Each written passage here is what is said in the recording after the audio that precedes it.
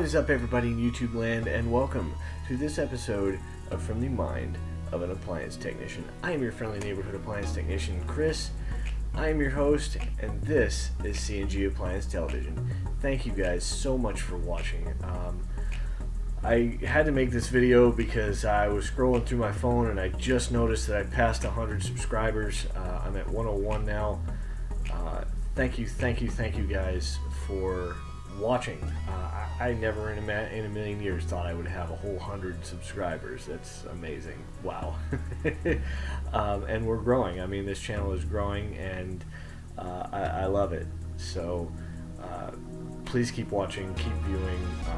You know, if you see anything on any of my videos, you guys are welcome to comment down below and tell me like what you want to see in the future. I'm a full-line technician. As I've said before, I do everything. So if there's something that my 10 years of experience might be able to teach you, I really would be happy to show you whatever I can. So with that said, thank you guys for watching. I wanted to touch on that. With that, it is September 11th, 2020. You know, it's a somber day. I think we can all agree on that. I don't want to get too political because that's not what this channel is about. But you know, I think it's a day where every one of us will remember where we were at 19 years ago today. And it doesn't seem like that to me. I was a junior in high school when it happened. You know, and I remember exactly where I was. And that's about all I have to say about that. So anyway, just wanted to touch on a couple of things. A few things you guys, a lot of you guys who watch may know this already because I've got some of you guys from this group, but I wanted to talk about it anyway. This is a thing that Brandon over at TMM put together. Some of you guys have come from TMM's channel, so I appreciate that. I'm going to give a shout out to Brother B over at TMM and credit him with all this stuff.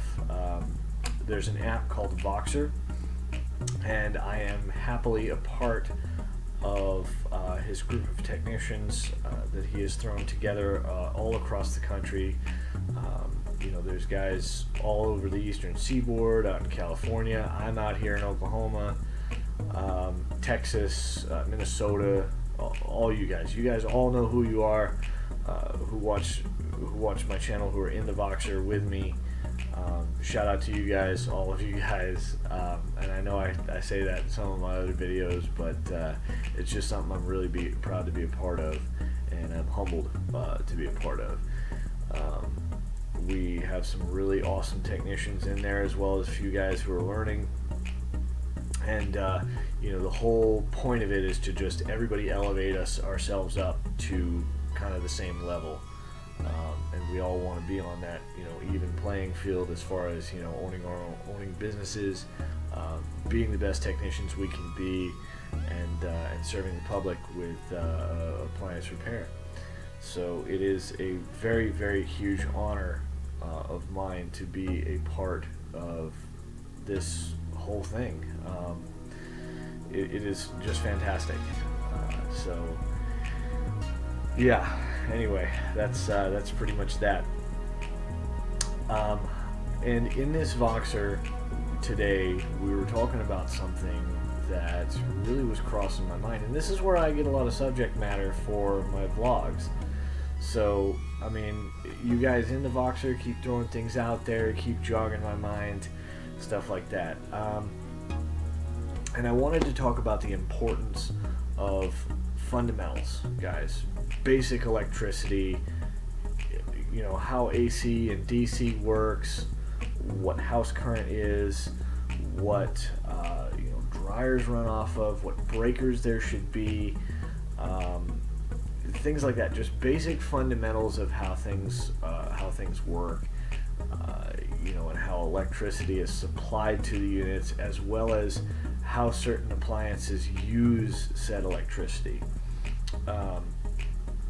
It is a huge, huge thing.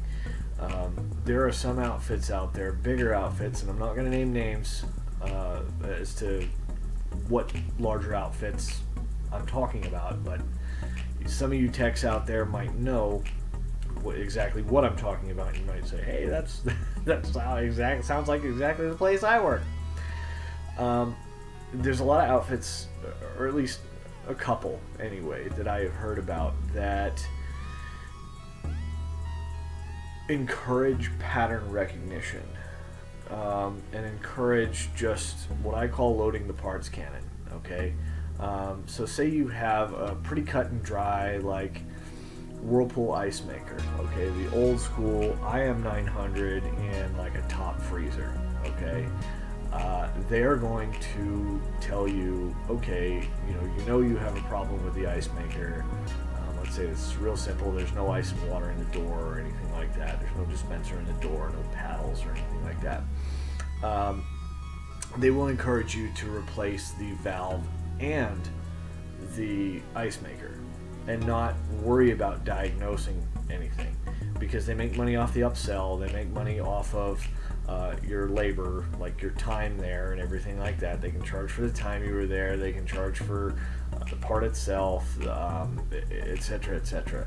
So there's a lot of incentive for larger companies to do things like that, but it's bad because it teaches us technicians very bad habits, i.e. we get in there and we're taught to recognize certain patterns on what causes what, or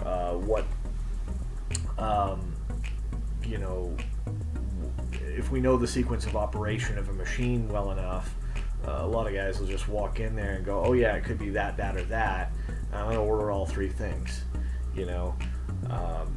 and then the customer gets a really huge bill and they might be unhappy, but some larger outfits just do that, and they count on that, and it does us technicians a very, very large disservice, because number one, if you are trying to provide quality service to your customers, you want to narrow it down to the simplest thing it could possibly be. Case in point, today I had a GE refrigerator. It was a GFE 28, I think, French door fridge, French door bottom mount freezer. And it was, let's see, it didn't have any LEDs inside, so you'd open the doors, no lights would come on. It was not supplying power to or at least the panel, the dispenser panel was dead. So in looking at the wiring diagram, I could determine via my fundamental skills, again, this is fundamental skills, guys, reading wire diagrams, okay? I could look and I could see, okay, the main board in the back talks to a board up top, which they call the door board, I believe. Don't quote me on that. I don't remember what board it is, but there's a board up top that actually speaks to the user, that talks to the user interface board, and they have to see each other in order to work. And the way electronics see each other is with, guess what? Electricity. So that door board has to get power, okay? And it has 120 volts DC, or AC, sorry, and it rectifies it into DC, I believe. I didn't have to go any further in this case, because I traced the wires from the main board up to the door board, and found that there was no power output there. Okay, check the LEDs, same thing. I'm not getting my voltage output from that board because I had the cover off. We're doing things with the least disassembly possible. Okay, and that's kind of sometimes the way I try to approach things, guys. Samurai out there, Master Samurai, if you're familiar with any of his courses out there, will tell you you want to do things with the least disassembly possible. Well, here's my deal. I know that on a Whirlpool dryer it's 8 bolts, I think, 8 screws to take a back panel off. Okay, and it's easy enough to get behind most dryers and laundry rooms for me. Basements, it's even easier, guys. So, I'm gonna go to the components first in that case. just because it's kind of a 6 of one, half dozen the other thing to me. I don't worry too much about pulling things apart or anything like that because I can do it relatively quickly. So that's definitely another thing. But my basic point here is that I could figure out number one, what voltage I was looking for. Okay, I know my LEDs are going to run off of direct current because they have to.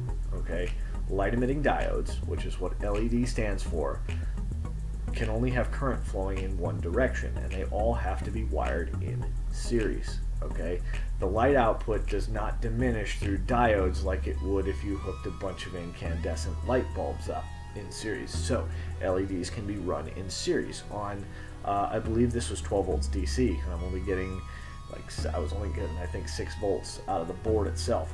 Unplugging the connector and reading the pins, I was only getting like 6 volts. That is not going to run them. Okay, they're designed for 12. So anything lower than that, there is no range. They have to have 12 volts, so they don't. So that was strike 2. And those were really the only strikes I needed. There wasn't a 3 strikes you're out rule here. That was my confirmation that the main board was indeed bad. Okay, number one, it was outputting absolutely 0 power up to the door board, which needs that 120 volts AC so it can rectify it to actually effectively talk to the board through the door switches, by the way, which I was kind of hoping that I could be a hero and say, oh yeah, hey, your door switches are just bad, you know, but that wasn't the case. It was a main board all day. But that's the type of thing that I'm talking about, is you have to, a main board is very expensive. The whole bill came to over like $400 for this, to repair this fridge with the main board. I didn't look to see what our cost on the main board was, but I can guarantee you it's pretty dang expensive. It's a couple $100 anyway. So when you're dealing with things like that, guys, you always want to make absolutely sure that it is not the most expensive part. Number one, to save you a little bit of money. Number two, to save the customer money. Okay, because you're always out to help your customers. Okay, if possible. I mean, yeah, there's going to be situations where you got to replace boards. That's just part of what we do, and it's going to be expensive, and the customer's probably going to have some sticker shock over it. But that's just part of what we do.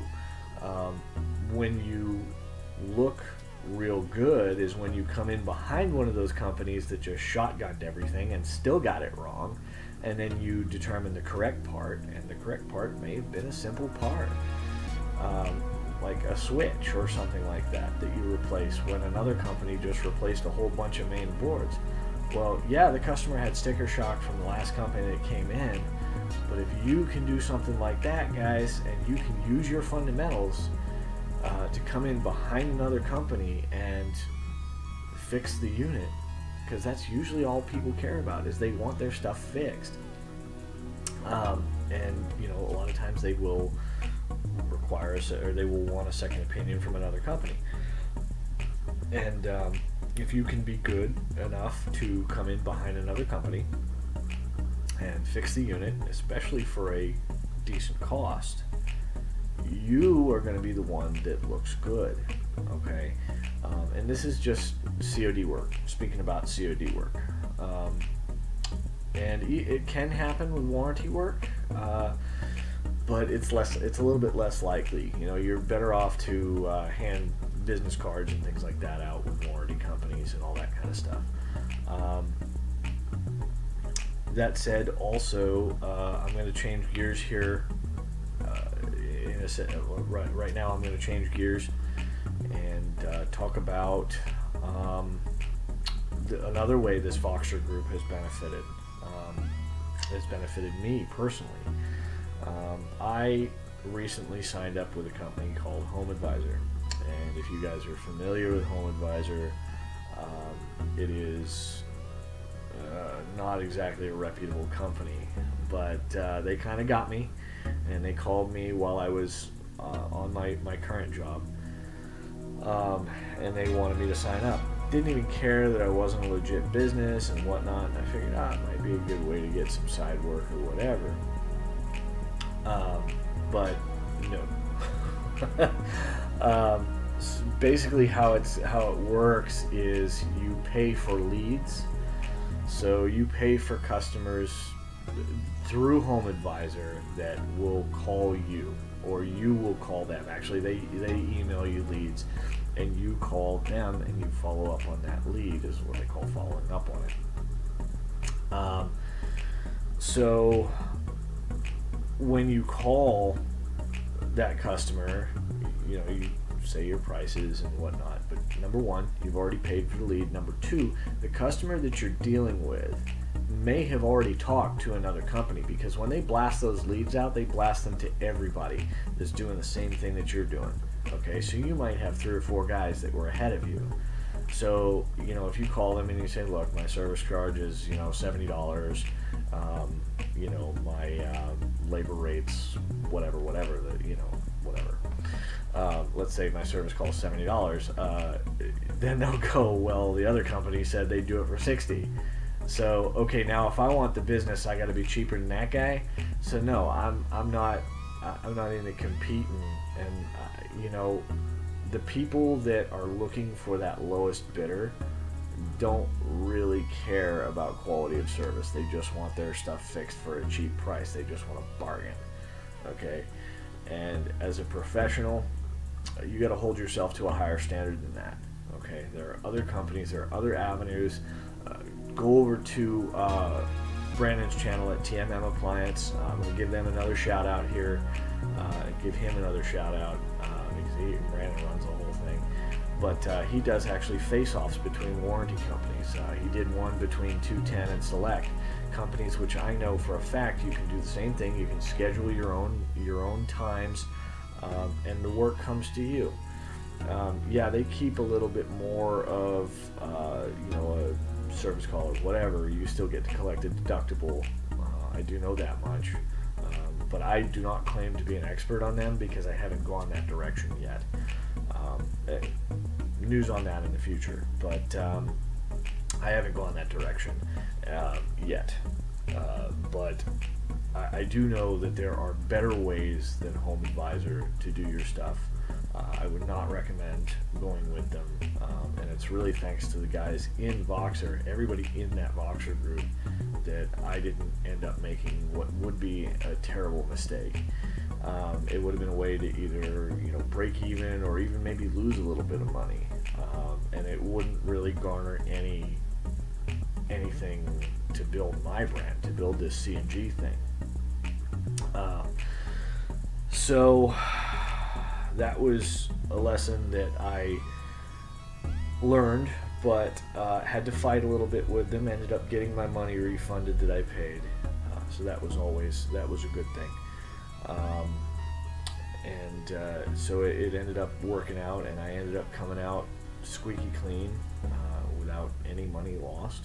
So things are pretty good in that realm. So and it's all thanks to the guys in there.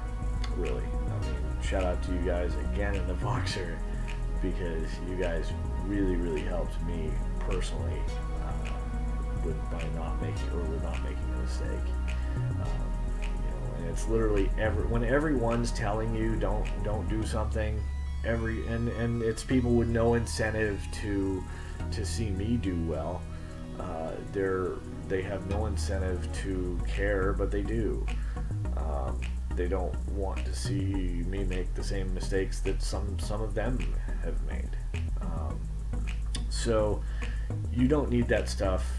You can pay for ads on Facebook, on Craigslist, or something like that. There's other avenues of doing things rather than paying a company to fork you leads that you're going to end up competing with other companies. You're going to end up competing with yourself even. So it's just not advantageous for anybody but Home Advisor.